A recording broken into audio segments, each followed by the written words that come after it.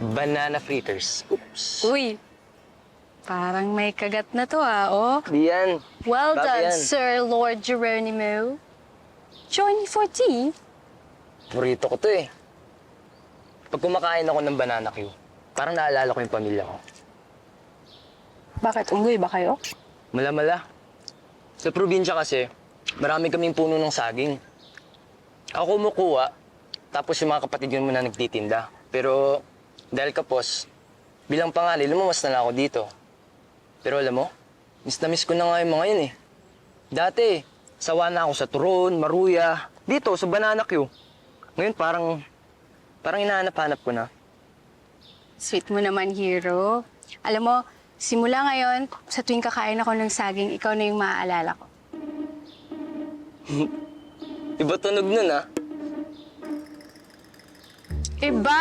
Hindi yung ganon. Iba ibig ko sabihin. Ano mo kasi, ang taba-taba ng puso mo para sa pamilya mo. Sabi nga nila, saging lang. Saging lang ang may puso. Eh di ba, lahat naman ng ginagawa natin para sa pamilya.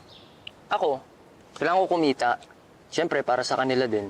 Grabe ka, Huwag mo masyadong sipagan. Baka sumobra yung pagkayaman mo. Kaya nga ngayon pa lang, nagpa-practice na ako ng manners ng social eh. Di ba, Ma'am Lady Diding? Yes, Sir Lord Geronimo. Kaya mo, magkikita rin tayo sa taas. Malay mo, after a few years, magkasalubong tayo sa isang social na hotel. Ano yun? Magkikita tayo sa lobby. Tapos sasabihin ko sa'yo, Valley parking po, ma'am? Hindi, sira ka. Hindi ganun. Magkikita tayo sa isang hotel room. Tapos, kakatoknig kita. Tapos, sasabihin ko sa'yo, housekeeping! Sira? Ay, nako. Galing mo sumalo, hero, no? Para sa pamilya mo. Yung una pa nga lang, sumalo ka na agad ng nahuhulog na katulong. Katulong niyo yung parol? Yun yung nasalo ko sa tanda ko eh. Oo na nga, oo na, parol na. Wag na natin balikan yun. Harap mo? Madumi ka. Nasaan ko Hindi, okay lang. May panyo ko. Wala na. Konti. Saan? Dito?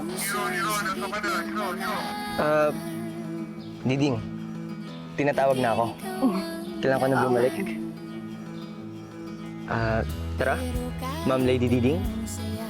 After you, Sir Lord Geronimo. Lagi pa rin nalintana Ikaw na? ang aking pag-aalala hanggang kailan tong ligaya lumapit ka.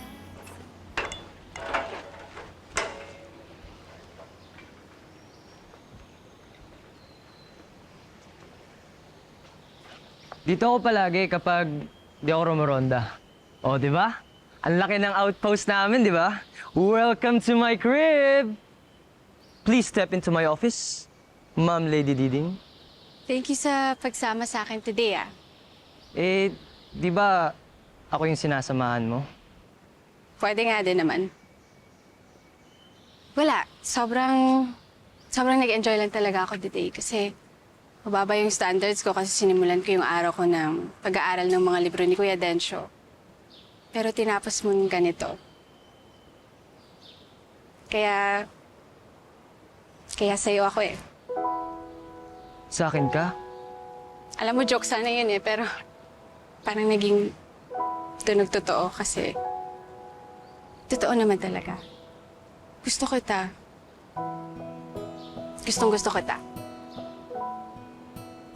Kasi siguro dahil para tayong galing sa probinsya, tapos sanay tayo sa simple, marunong tayo mag-debo ng bangus, di tayo sanay gumamit ng bidet. Kasi ano tayo for life, Team Tabo. Tapos kumakain pa tayo ng kwek-kwek. Kahit tinatawag natin siyang egg waffles. Tapos kumakain din tayo ng banana fritters. Kahit ano lang naman siya. Banana cue. Diding, may aminin din ako sa'yo, ah.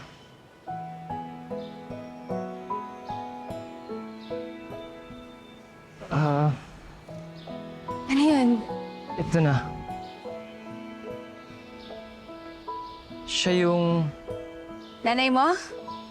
Ah, kapatid! Ah, yung isa mong bunso. Di ba 6 kayo? Diding. Ah, yan yung paborito mong teacher. Diding, siya yung kasintahan ko. Naiwan ko sa probinsya namin. Ano ka ba? Niloloko lang kita. Gets ko naman eh. Sino ba namang naglalagay ng picture ng paboritong teacher nila, di ba? Meron nga. Music teacher ko nung grade 5. Tinuruan ako mag-gitara niyan. Eh di wow. Alam mo, naalala ko talaga yung girlfriend ko sa'yo. Masayain, magaan kausap, positibo lang sa buhay. Tsaka, madalas din mahulog yung kung saan-saan eh. Anong ikaw? Pero hindi siya ako, no?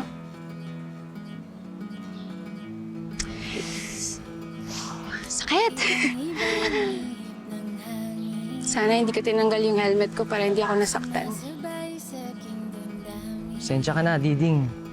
O siya, hinahanap na ata ako ni Kuya eh. Maiwan na kita ah. Itig ikaw ang Roronda pa ako eh. Ingat! Sige. laging nakakay sa'yo. Magkahawak